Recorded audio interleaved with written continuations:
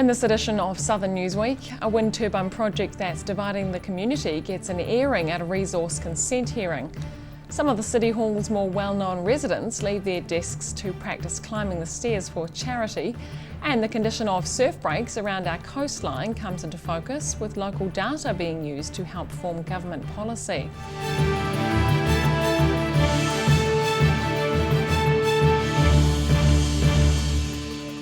Kia ora, I'm Holly Buchanan. The 8-year process to build a 3-turbine wind farm near Waitati is coming to a head at the Dunedin City Council.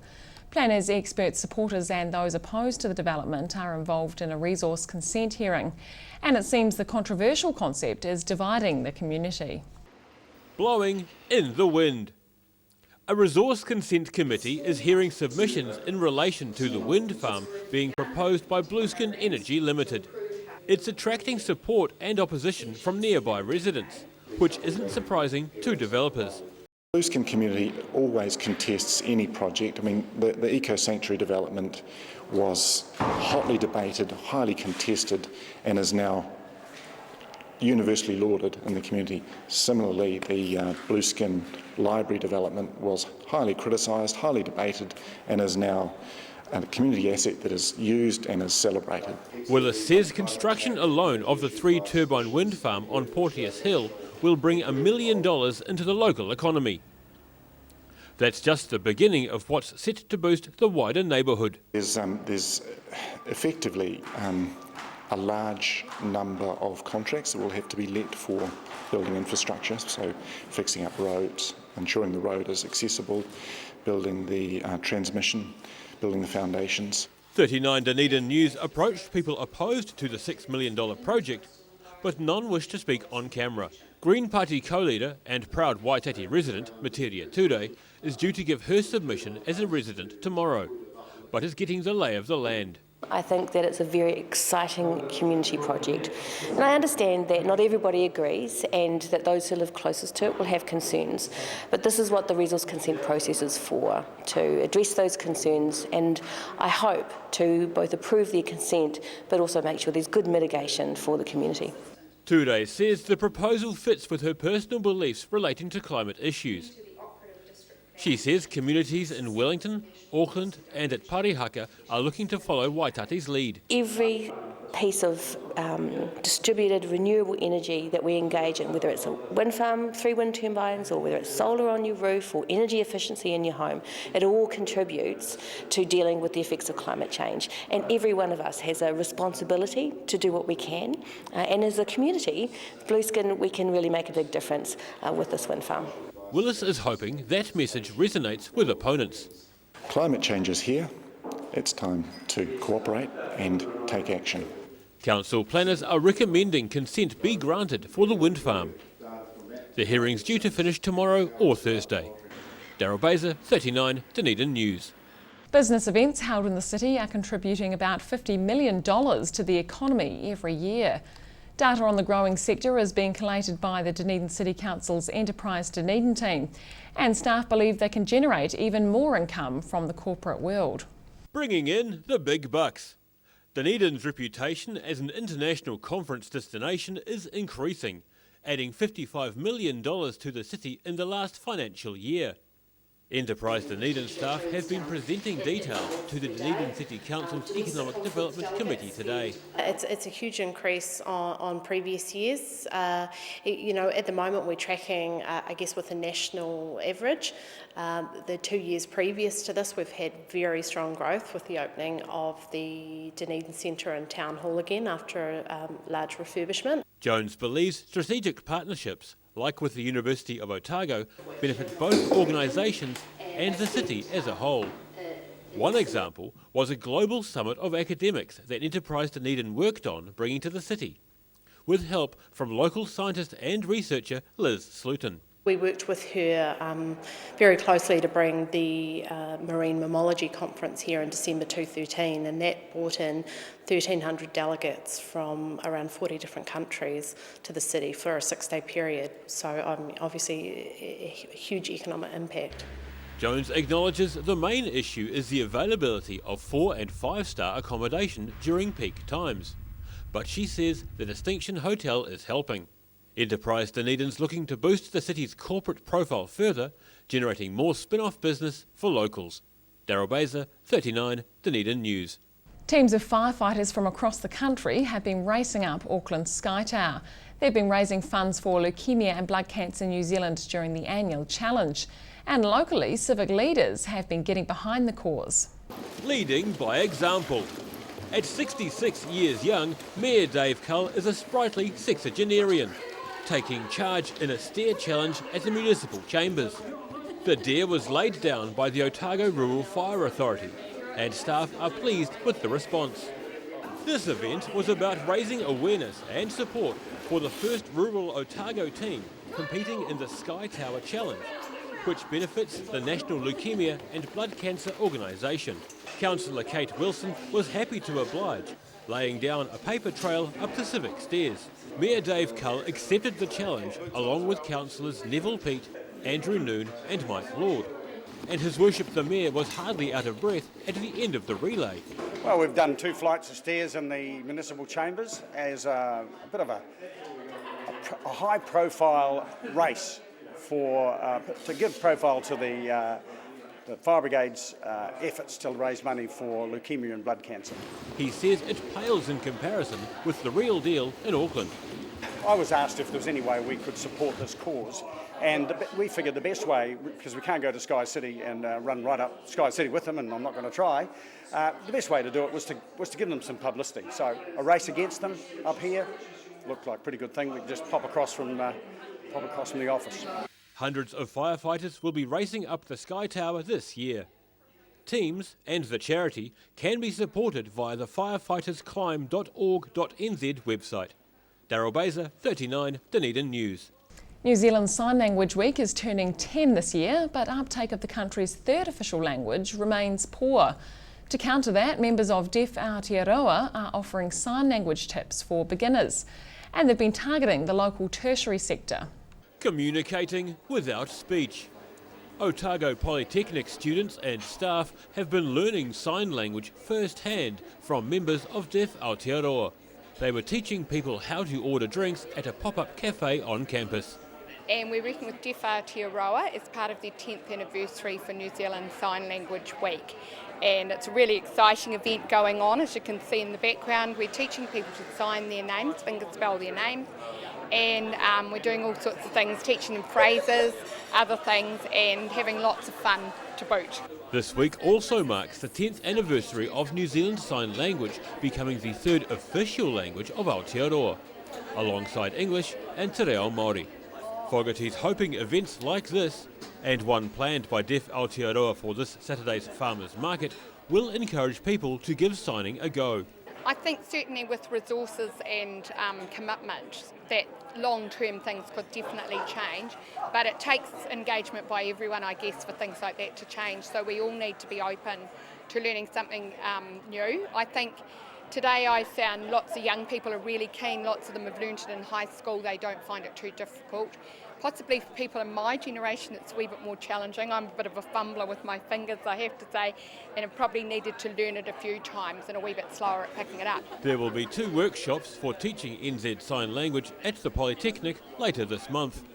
The main message from Deaf Aotearoa is for people to simply give it a go.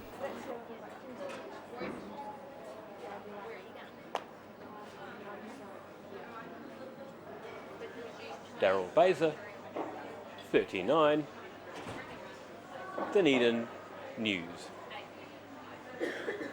While coastal erosion continues to plague authorities and concern residents, attention is turning to the condition of local surf breaks. Surfers and other stakeholders gathered at St Clair recently for a workshop about protecting valued ocean assets. And data collected in Dunedin is set to inform government policy. Making the most of local waves. Surfers love Dunedin's coastline, and that's been the centre of discussion at a weekend workshop in St Clair.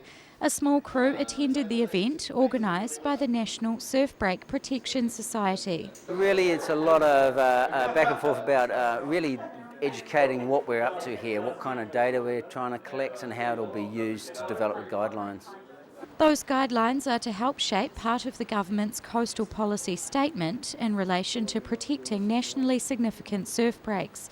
In Dunedin, the waves at Aramoana and Whareakiaki, or Murderers, are in the spotlight. Information about the breaks is being gathered so they're not threatened by land and harbour development. Dunedin is right up there with the best area for surfing in New Zealand. Technology was showcased to surfers, demonstrating how data about speed and distance on certain waves can be recorded through wearable devices. Rip Curl's partnering with the Society on this project and is providing 3 special watches for main surfers at each significant break. We'll get that data, and that'll be part of the information that'll help us to characterise some of the features of the breaks. Workshops have also been held at Piha, Lyle Bay and Wainui in Gisborne. Society members are heading to Whangamata and Raglan next. Rosie Mannins, 39, Dunedin News. Still to come on Southern Newsweek, students find a way to pay it forward whilst getting their caffeine hit on campus, and they also come up with a tasty idea that could result in a reduction in food waste.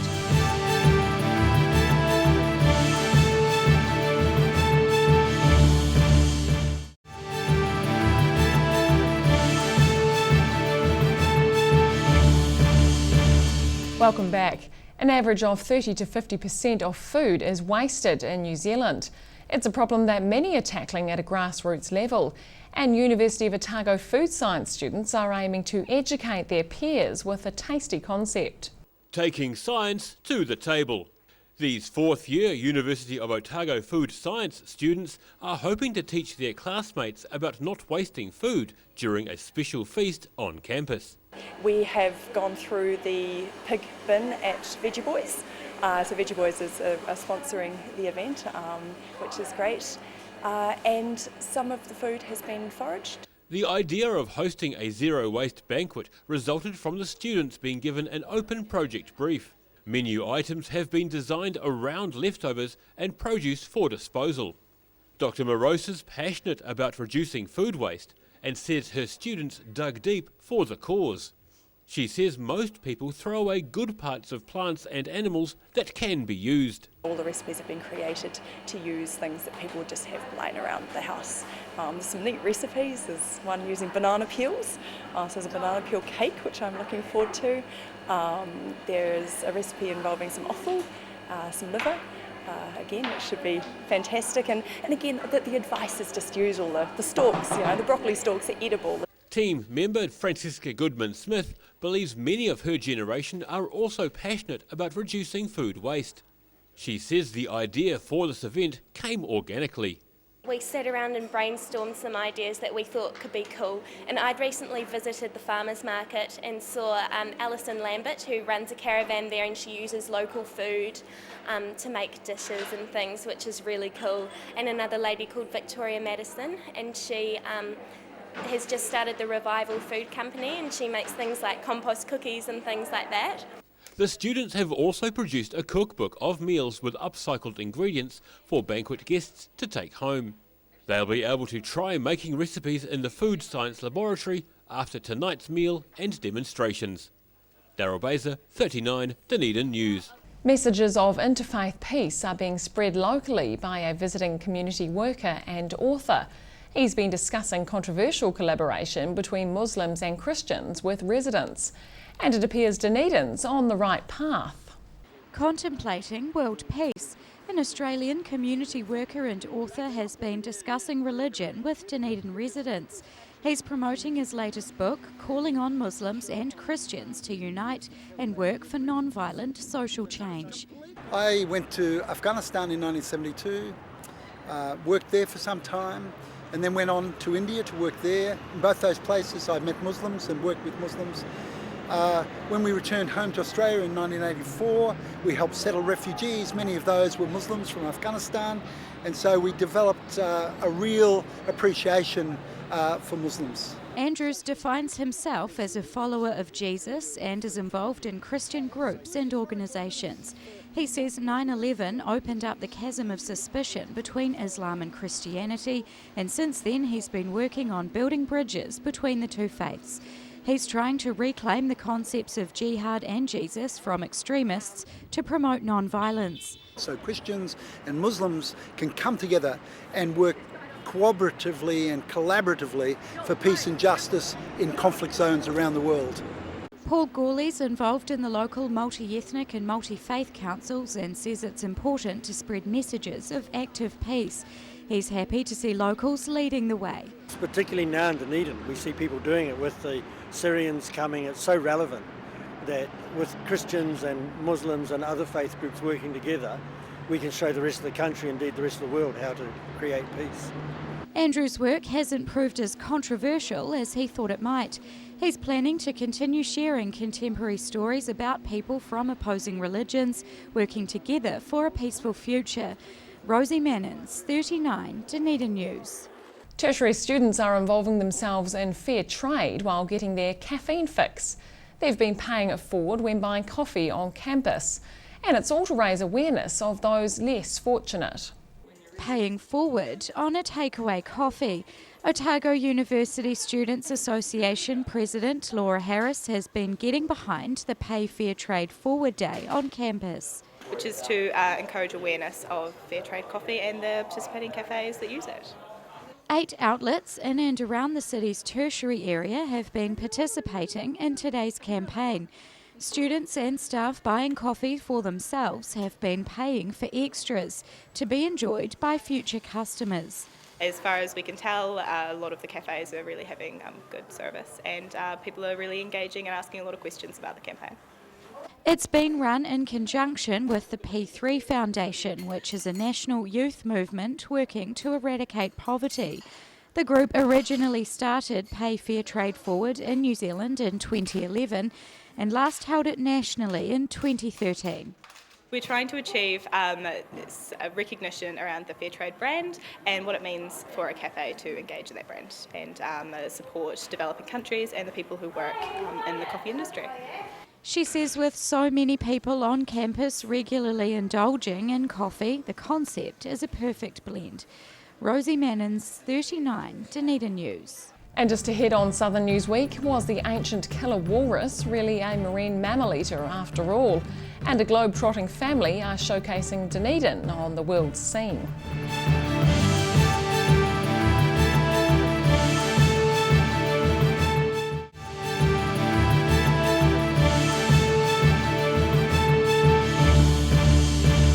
A University of Otago researcher is dispelling notions about an ancient marine mammal and its eating habits.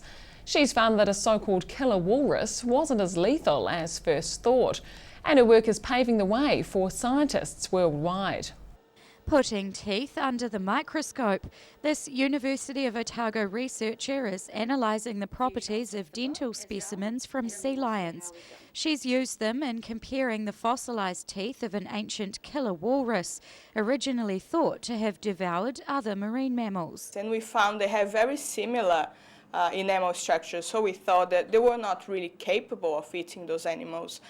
So they were probably eating fish and squid as modern fossils and sea lions do.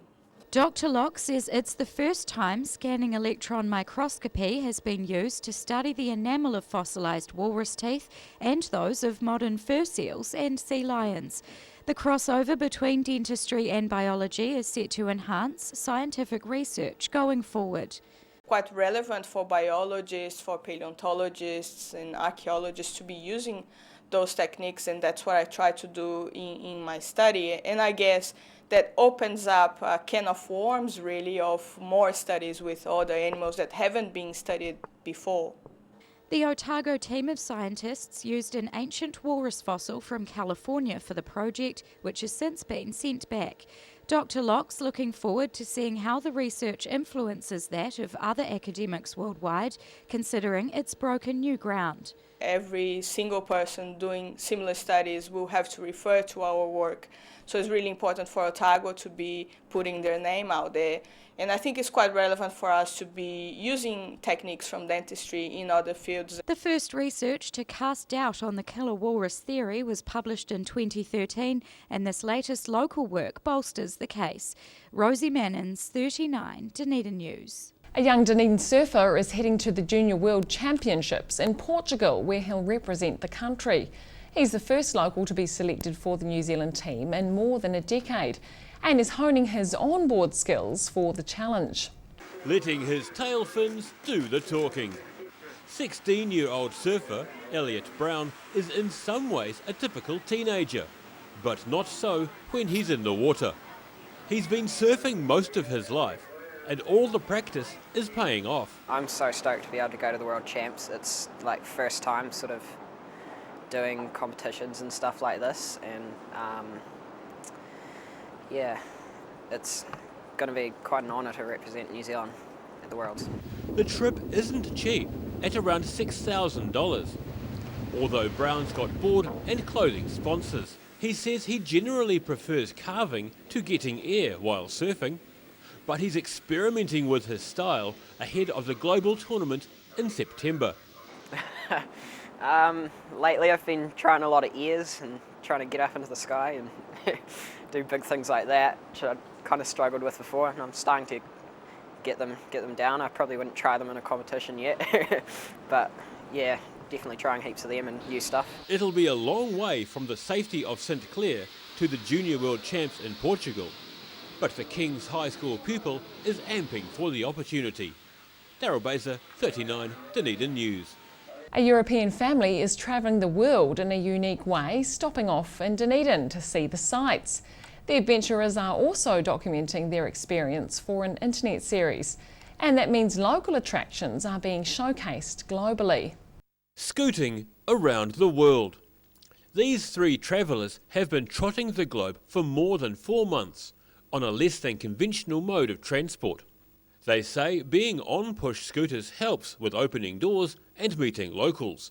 And what we didn't anticipate was that actually people in Asia, which most of the time they don't know anything about scooters, push scooters, they're very curious about it, they're surprised, and then they come to us and they come to speak, and then we can exchange whether they have kids or not kids, like we've been speaking with parents, of course, but monks, minorities in Vietnam, people in a rural village along the Mekong, people in India, sellers like shopkeepers in India. We've been racing with them with the scooters. Odile, her husband Sean Collins, and their 6-year-old daughter Enya aren't always on their scooters, but they say it's their preferred method of getting around. Every time we have a flat place to go, like seal roads or flat enough, then we're using the scooters, because that's the best way to travel. It's quick, but not too quick, because you can stop, meet the locals, stop for filming, stop for talking, for anything. Collins says they haven't had any really scary moments during their time on the road,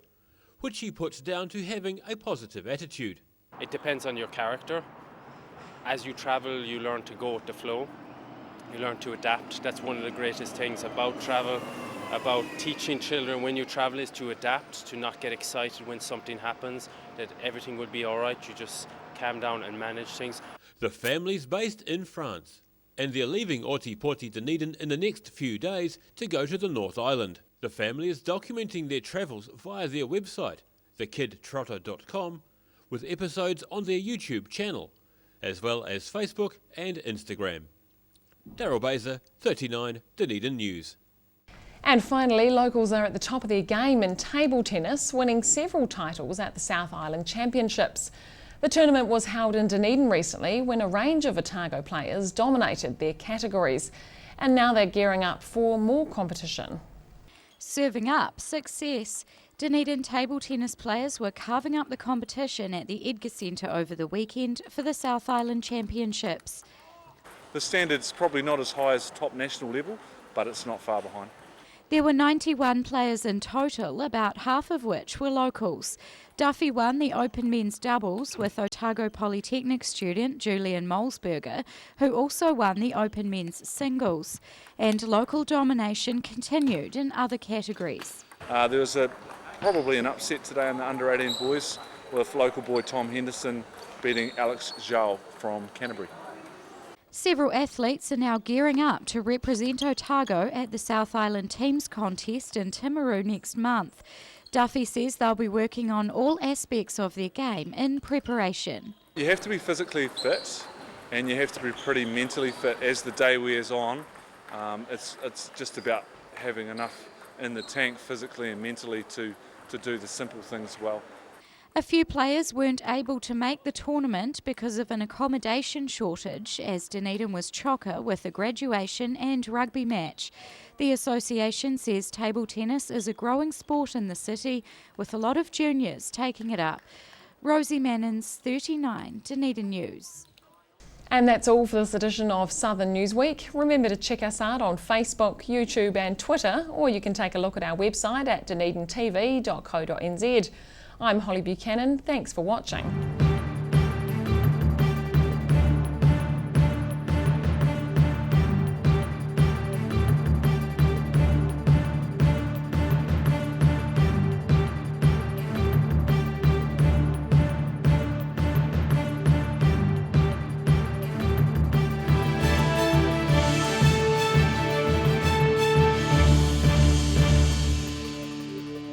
Supporting local content so you can see more of New Zealand on air.